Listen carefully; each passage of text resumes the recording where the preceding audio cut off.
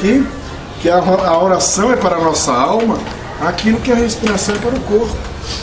Entendeu? Então não é uma...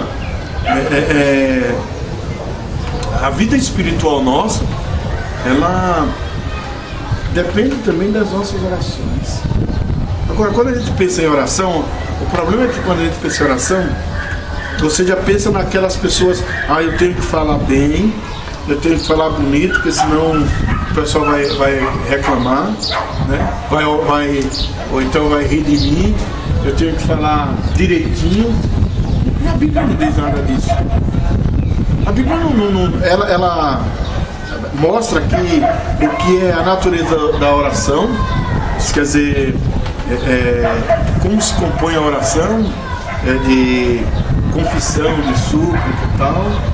Ela diz que a gente deve orar a Deus, ao Pai, orar em nome de Jesus, e a base da oração, aí é que está, a base da oração é ter relação com Deus, sabe? É saber que o sangue de Cristo nos purificou de todo pecado, é saber que através do sangue de Cristo nós fomos perdoados e salvos. Então, agora, o objeto da oração, quando a gente orar, a gente vai orar, o que a gente vai orar? Por quem que a gente vai orar? Né? Por quem? O que vai orar? Então, uma oração eu oro pela minha vida, eu oro pela vida daquela pessoa que pediu, oro pela vida da igreja, oro pelo mundo, oro pelo meu vizinho que está enfermo, oro pela minha vizinha, oro pela pessoa que está desempregada. Então, mas não precisa ser aquela oração assim, longa nem bonita, nada disso.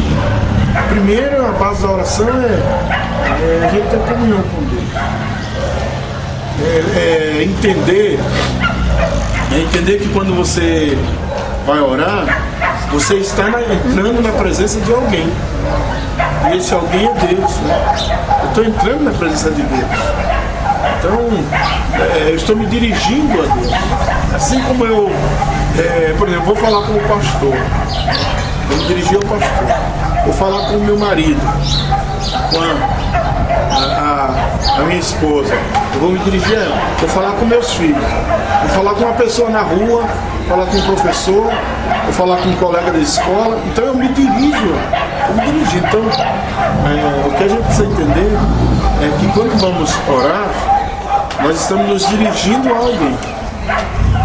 Estamos entrando na presença de alguém.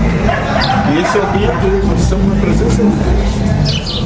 Então, eu me coloco ali, fecho meus olhos, a gente fecha os olhos justamente para não estar vendo as coisas ao redor, não estar sendo...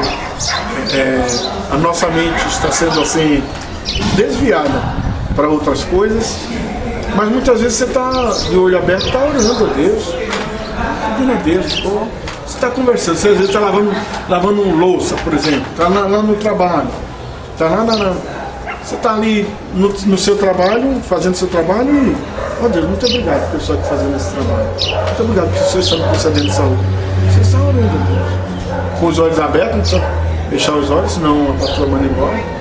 Mas não precisa também. Você está dirigindo o carro, quantas vezes, Deus, mas sempre que eu estou dirigindo o carro, me dirigindo a Deus, agradecendo, pedindo, suplicando, intercedendo, e a gente está dirigindo aqui.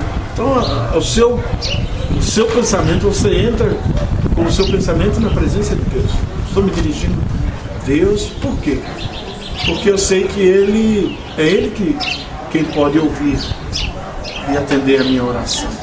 Eu sei que eu estou falando com alguém que pode resolver os meus problemas. Só Ele pode resolver os problemas. Então, tanta gente, agora essa época, agora mais ainda, né?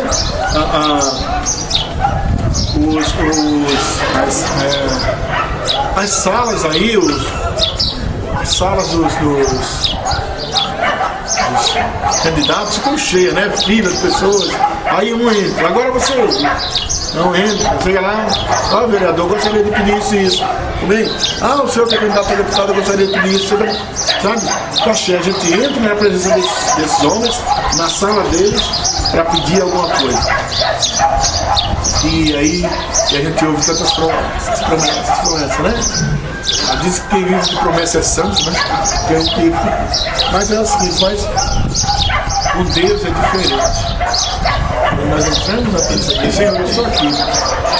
Eu estou aqui para pedir ao Senhor, eu estou aqui para agradecer aquela bênção que o Senhor me deu. Olha. Obrigado pelo emprego do meu esposo, obrigado pela saúde do meu filho, obrigado pelo emprego que eu consegui, obrigado pelo aumento de salário. Estamos agradecendo. E eu acredito, Jussara, Jô, Crislânia, Suelen, Kézia, eu acredito que o que Deus espera é que falemos com Ele o mais naturalmente possível. Muitas vezes você vê orações aqui na igreja ou em outros lugares, aquelas pessoas que oram assim tão imponentemente, né? Que oram tão bonito, e Deus fica. E às vezes um outro que se dirige só uma palavra e Deus atende. Está aqui na Bíblia a parábola do fariseu e do publicano.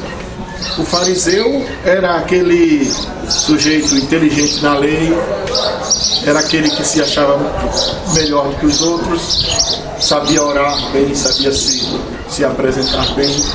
E os dois foram para o templo para orar. Os dois foram orar. O publicano era aquele sujeito rejeitado pela sociedade judaica, né?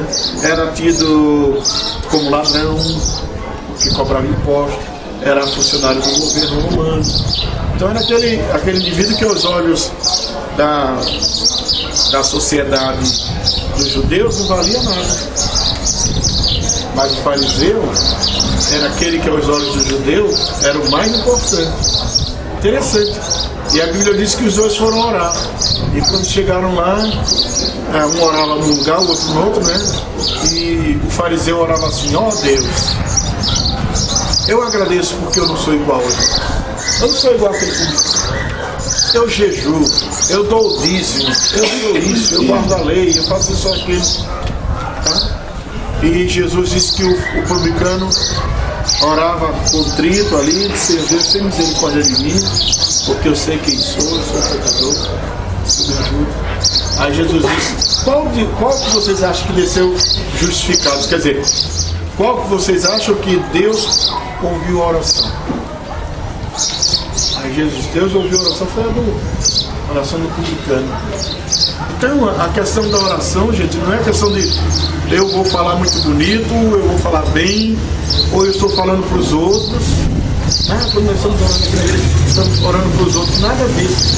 Você está se dirigindo a Deus, você não está se dirigindo aos outros. Então a maneira como você se dirige a Deus, não importa se quando você terminar a sua oração alguém ria, não importa se alguém diz que você não sabe falar, não são os outros que têm que julgar você. Deus. Sabe? A oração ela é julgada